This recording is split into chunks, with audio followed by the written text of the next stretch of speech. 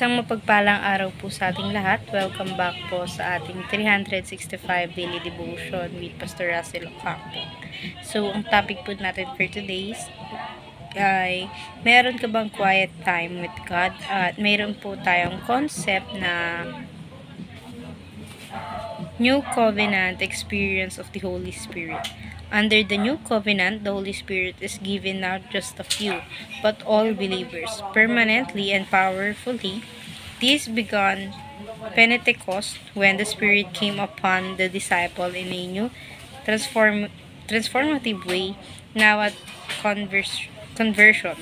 Every believer receives the Spirit as a guarantees of salvation, empowering us to live of holy lives, understand God's truth, and bear spiritual fruit.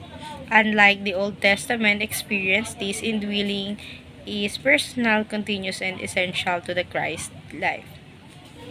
At may kita po natin to sa Acts chapter 2 verse 4. All of them were filled with the Holy Spirit and began to speak in other tongues as the Spirit enables them. At sa Tagalog naman po, silang lahat ay napuspos ng Espiritu Santo at nagsimulang magsalita ng iba't ibang wika ayon sa ipinagkaloob sa kanila ng Espiritu. Ngayon naman po, i-share ko naman po yung mga natutunan ko sa naging topic po natin for today. Simulan po natin sa first teaching na under the New Covenant po.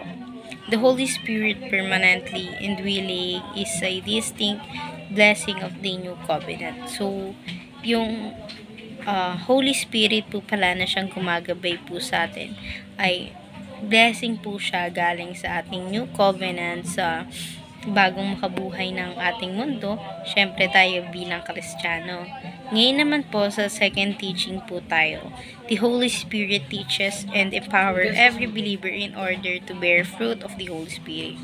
So, yung Holy Spirit po pala, siya po yung nag-guide sa atin upang matutunan natin lahat ng salita ng Panginoong Kristo, and syempre, mas mapapayabong yung kapangyarihan ng Panginoong Kristo sa buhay natin, and syempre, para mas kumalat yung paniniwala natin sa ating Panginoong Kristo. Ngayon naman po sa third teaching na tayo, the Holy Spirit secures the victory of God's kingdom here on earth. So, yung Holy Spirit po pala, siya po yung nagsisecure ng kapangyarihan, at hindi lang kapangyarihan kung hindi ang victory ng Panginoon sa ating kalaban, na alam natin ngayon sa panahon ngayon puro kasamaan or halos kasamaan yung namumutawi dito sa mundo natin. But then yung Holy Spirit nandito siya sa mundo upang ma-secure lahat sa Panginoon lahat ng kapurihan, at sa Kanya ang magwawagi ang mundong ito. Ngayon naman po, dadako na po tayo sa ating application. First application, know God's plan for your life by listening to Him. So, malalaman natin yung plano ng Panginoon Kristo sa buhay natin sa pamamagitan ng pakikinig sa Kanya. At saan ba tayo makikinig sa salitang at sa Panginoon? Siyempre, mapapakinggan natin ang salita niya, hindi lang sa mga taong nagbabahagi ng salita ng Panginoon, bagkus makikita rin natin to sa Bibliyang na siyang binahagi sa atin ng Panginoon. Ngayon naman, sa second application na tayo, kneel first thing in the morning for empowerment. So, palagi tayong pagkagising natin, palagi nating tatandaan na kailangan nating magdasal, at hindi natin dapat ito kinakaligtaan, dahil every time na tayo nananalangin or impisa natin yung araw natin na tayo nananalangin, bibigyan tayo ng Panginoong Kristo na siyang lakas na magbibigay ng patuloy na sa kung ano mang mangyayari sa buhay natin sa araw na yon. Ngayon naman sa third application na tayo, keep in step with the Spirit and bear His fruit. So, palagi nating tatandaan na sa buhay natin, magpatuloy lang tayo, dahil alam naman natin na kasama natin ang Panginoon Kristo sa buhay natin at hindi niya tayo pababayaan. So, let's just keep going with the name of Christ.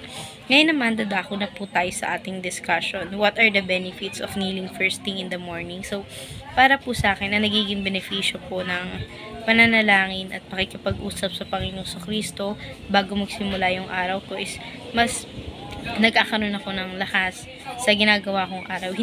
Na kahit man dumaan ako sa pagsubok sa araw na yun, alam ko naman na may reason kung bakit nangyayari yung mga bagay na yun.